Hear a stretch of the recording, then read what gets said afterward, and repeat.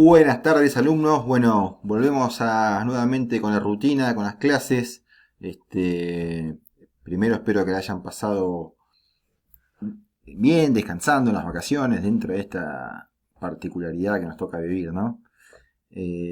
Bueno, como para arrancar, lo primero que vamos a hacer es ver el práctico integrador de la unidad 2 y 3 que les había dejado previo al receso invernal. ¿Sí? Este era un trabajo que justamente integraba las unidades 2 y 3 del libro que les había dejado ahí en el Classroom. Y a continuación de esta clase lo que voy a hacer es le voy a dejar la unidad 4 en PDF para que ya la vayan leyendo, la vayan estudiando. Recuerden que me pueden hacer cualquier tipo de consulta, ya sea por medio del Classroom, por el grupo de WhatsApp, por mail. No hay problema. Es más, me gustaría que me vayan haciendo consultas, así hay una especie de retroalimentación dentro de lo difícil que es este marco de poder comunicarse así siempre en forma digital y no en forma presencial. Bueno, arrancamos con la resolución un poco del práctico. Primero he recibido algunos prácticos de los alumnos. La verdad que han sido muy buenos, muy buenos. La verdad que mucho mejor de lo que esperaba, porque es un tema espinoso, muy teórico, por ahí a veces hasta muy abstracto. Pero bueno, lo han sabido responder bien. Yo he tomado alguna nota de algunas cosas que me han contestado, que ahora a medida que vamos viendo el práctico, por ahí las voy a sacar a relucir y las vamos viendo entre todos. Bueno, el primero que era lo que había que hacer era ver dentro de estos incisos a qué rama del derecho prevalecía en cada inciso, ¿sí? En el inciso A dice: cuando los contribuyentes hubieran pagado tributos y accesorios de más, podrán presentar una acción de repetición ante el fisco contra la resolución denegatoria o transcurridos 3 meses de la presentación del reclamo, el contribuyente podrá interponer un recurso de reconsideración ante el fisco. Bueno, ¿esto qué es? Esto acá lo que está viendo es una parte de la ley procesal, por eso esto es la rama procedimental, como lo pusieron bien todos, es la rama procedimental, donde cuando un contribuyente paga un impuesto 2 veces o se equivoca, o cualquier razón que la persona se dé cuenta de que ese impuesto está mal pagado y que lo que quiere es que se lo devuelvan, tiene que pedir lo que se llama un recurso de repetición, que significa volver a pedir algo, ¿no? Y para todo eso, ¿qué hay? Hay formas de pedirlo, cómo se pide, ante quién se pide, qué plazos tiene el contribuyente para reclamarlo, y todo eso que hace la relación entre el contribuyente y el fisco forma parte de la rama procedimental. Entonces ustedes pusieron muy bien. Yo de todas maneras preparé una solución, pero veo que ustedes lo han hecho muy bien. Si quieren lo toman la solución, y si no lo miran desde sus propias soluciones, que han sido muy bien. Algunas son muy correctas. Yo después le voy a poner a cada uno en qué se equivocó, o hay en algunos casos que está perfecta la corrección, no hay casi nada que corregir.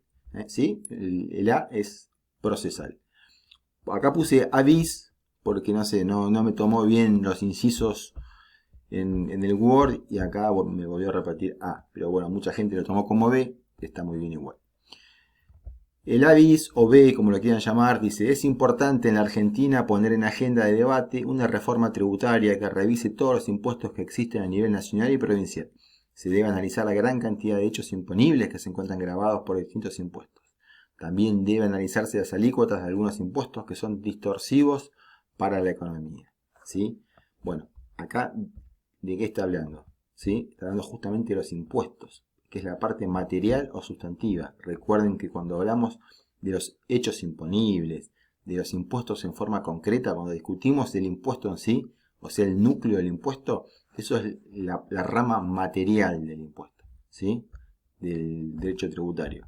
Es rama material o sustantiva. Nosotros generalmente en la materia lo vamos a llamar material, ¿sí? Bien, también todos lo pusieron bien. El B o C, como lo quieran llamar, el impuesto a las grandes fortunas que una parte del gobierno quiere promover resulta confiscatorio, toda vez que grava un patrimonio que ya es considerado en el impuesto a los bienes personales y hace que la suma de los impuestos sobre el mismo patrimonio no respete el principio constitucional de confiscatoriedad. ¿Qué es lo que está diciendo acá? Han escuchado ustedes, ahora no se está escuchando tanto, pero en plena cuarentena sí se escuchaba más fuertemente el rumor de que el gobierno quería sacar un impuesto nuevo a las grandes riquezas, ¿sí? Que se llama impuesto a las grandes fortunas.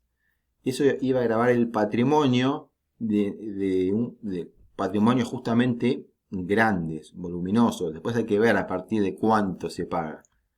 Pero ¿qué pasa con eso? Esa posibilidad de aplicar un impuesto mayor sobre el patrimonio quizás vulnera algunos límites. Esos límites están consagrados en la Constitución como un principio de no confiscatoriedad.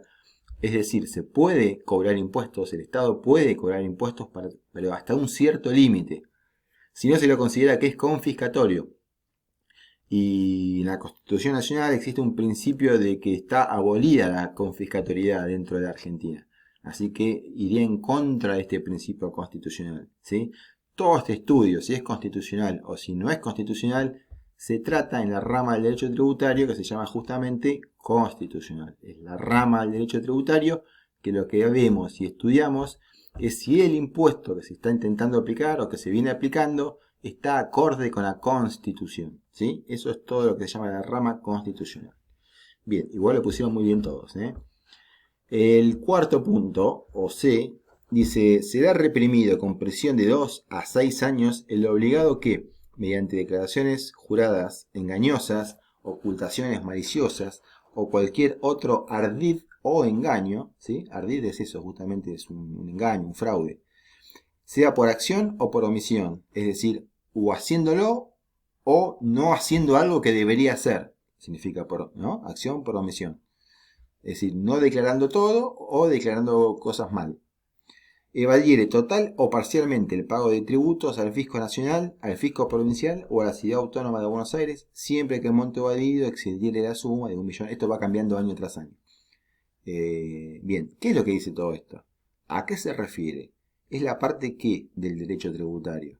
Es la parte en la cual si un contribuyente comete algún fraude al fisco, ¿sí? Este tiene algún tipo de sanción penal. Entonces, este es la rama penal del derecho tributario, ¿sí? Donde se consagra justamente todas las penas que generalmente o son multas o años de prisión, o ambas. Y el último punto, que es lo que dice, la RG, o sea, la resolución general, que son las que saca la FIP, 1672 del 2004, establece un régimen de información de operaciones de ventas, locaciones o prestaciones realizadas en el cuatrimestre calendario a los efectos de determinar la clase de comprobantes que deben emitir los responsables según el comportamiento fiscal. Bien, esta resolución entra dentro de la rama formal o administrativa, ¿sí? Acá lo que se busca ver es qué tipo de información tiene que brindar, no tanto el impuesto, sino qué tipo de información, cuándo son los plazos para informar, cuándo se tiene que presentar las declaraciones juradas, independientemente que después se paguen o no, ¿sí? Toda esa relación que tiene que ver más que nada con un régimen que sería justamente la parte formal del impuesto. No hablamos del impuesto en sí, sino de cómo se presenta, qué régimen de informaciones hay que hacer, cómo se registran, ¿sí? Toda esa parte que es la parte, digamos, formal o administrativa, es justamente eso, es la parte formal del derecho tributario, que estos puntos los han hecho todos muy bien, así que no sé, creo que no hay dudas, pero si hubiese alguna duda, por favor les pido que me la comenten. Bien, dentro de esto siempre tenemos el estudio de las ramas del derecho tributario y también tenemos el estudio de las fuentes del derecho tributario. Ramas y fuentes es algo que a veces los alumnos se mezclan y cuando yo pregunto a veces fuentes en un examen me responden con ramas y viceversa. Así que quiero que le quede claro, las ramas son justamente eso, son ramas o diferentes brazos de estudio en el cual en algunos vamos a estudiar la Constitución, en otros estudiamos la parte del impuesto, que es la parte material, ¿sí? Es qué parte del estudio estamos viendo, en qué parte del estudio del derecho tributario estamos focalizados. Mientras que las fuentes del derecho tributario es en base a justamente a eso, a qué fuente es la que está permitiendo al Estado cobrar un impuesto determinado, o cuál es la fuente en la cual se está invocando para cobrar ese impuesto. Esa fuente, recuerden, la fuente principal es la ley, pero después pueden haber otras fuentes, puede estar basado en algo constitucional, bueno, que es lo que lo vamos a ver ahora. Recuerden que las fuentes son la fuente número uno, que es la ley de las leyes, o la ley suprema, como le quieran decir, que es la Constitución Nacional, la Carta Magna, y después de ahí para abajo todas las demás fuentes del derecho, que ahora las vamos a ver una por una, pero en el libro estaban, ¿se acuerdan? Que era Constitución Nacional, leyes, decretos, resoluciones generales, doctrina, tratados, jurisprudencia. Bien, yo le pedí que aplicaran cada una de esas cosas que están en el libro, lo aplicaran en un caso concreto que era la nota que estaba acá en el Cronista Comercial. El Cronista se llama, antes se llamaba Cronista Comercial, ahora se llama simplemente el Cronista, el diario este. Bien, creo que en el Word está más más focalizado. Esperen que hablo el Word. Acá copié cada una de las partes donde, a ver, no son las únicas fuentes, hay más dentro de ese artículo.